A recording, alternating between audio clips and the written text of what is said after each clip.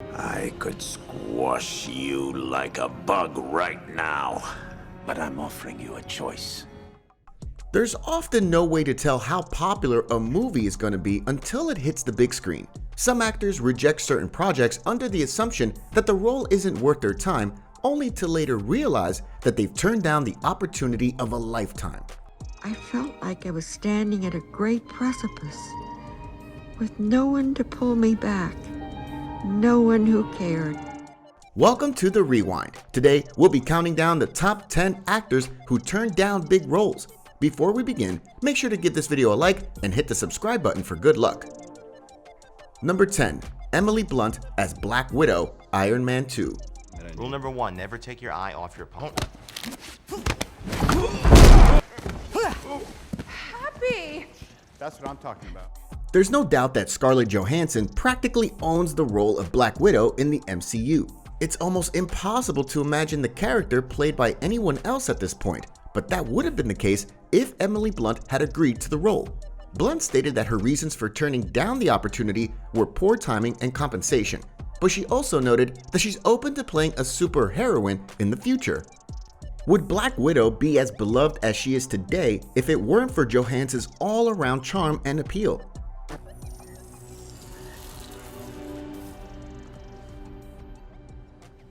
Did I step on your moment?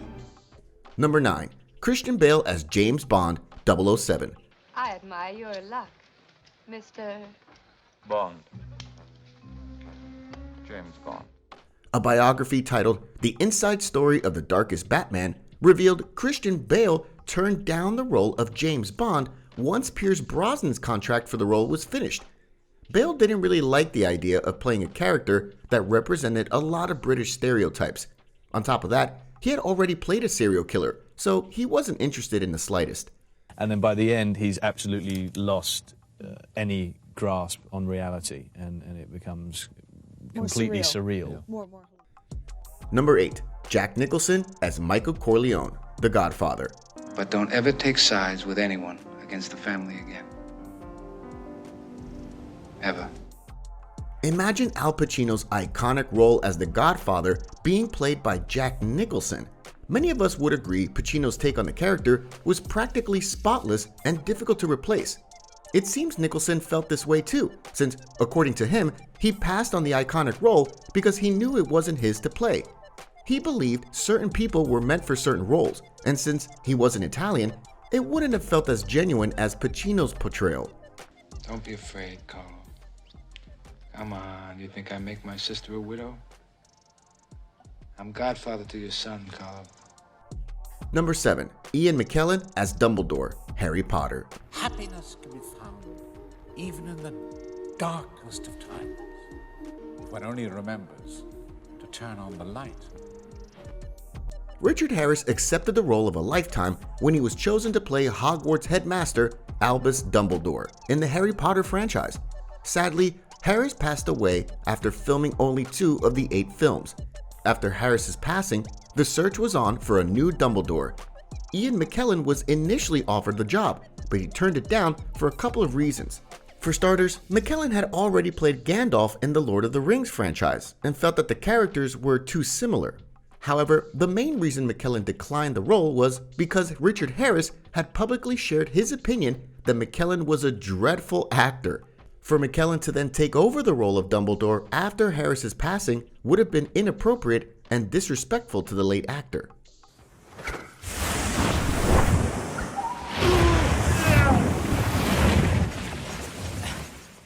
Number 6. Michael Keaton as Phil Connors, Groundhog Day. Hey, Phil? Phil Connors? Phil Connors, I thought that was you. Hi, how you doing? Thanks for watching. Hey. Originally, Michael Keaton was meant to relive the same day over and over again in Groundhog Day. While the movie turned out to be a huge success, Keaton didn't see the appeal when he was offered the role. He simply said he just didn't get it.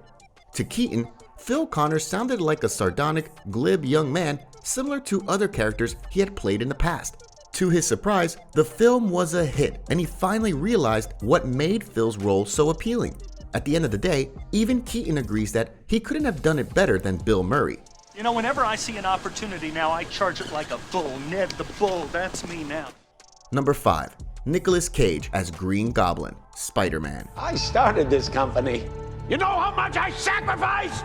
40,000 years of evolution and we barely even tapped the vastness of human potential. When we think of the Green Goblin, we obviously think of Willem Dafoe. It might seem impossible now, but at one point, the role was meant to be played by Nicolas Cage instead. Although Cage hasn't given much reason as to why he turned down the role, during an interview with CNN, he did mention that it's one of the many roles he's turned down. Is that what you want? Think about it, hero! Number 4. Al Pacino as Han Solo, Star Wars. Who is this? What's your operating number? Boring conversation anyway. Luke, we're gonna have company! It's no surprise that Al Pacino is very picky when it comes to the roles he accepts. In fact, it turns out that the original Star Wars trilogy is among the long list of films that Pacino has turned down.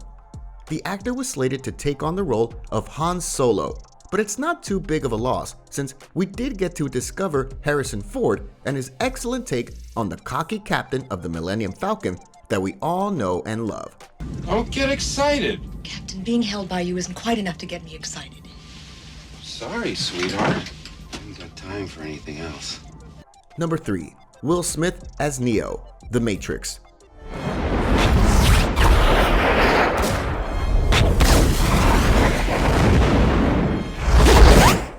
This one is pretty huge. To think Will Smith could have been Neo in the artificial world of The Matrix is quite insane. He would have definitely given the character a different flair, dodging bullets and fighting hordes of men in suits in his own creative way. Instead, Smith chose to go with Wild Wild West and declined the role for The Matrix altogether. He admitted that he was impressed with Keanu Reeves' performance, even stating that he would have messed it up had he taken the role. All I'm offering is the truth, nothing more. Number 2. Gwyneth Paltrow as Rose, Titanic. I'm flying.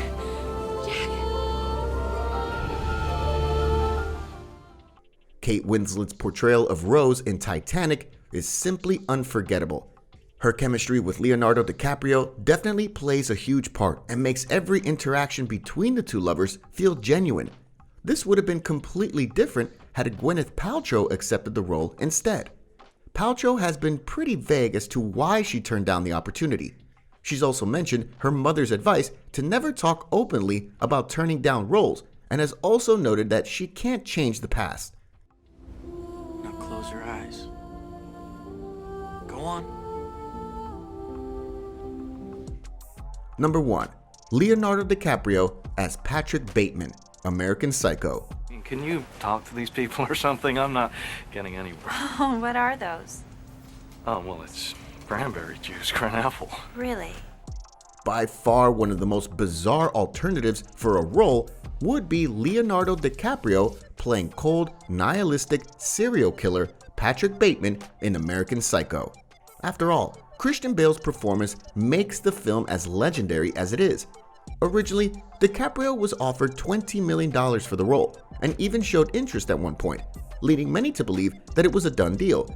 Of course, DiCaprio ultimately chose not to take part in the film for one reason or another. Not many details were given, but who can really complain when we were bestowed with Bale's internally channeled take on the iconic character?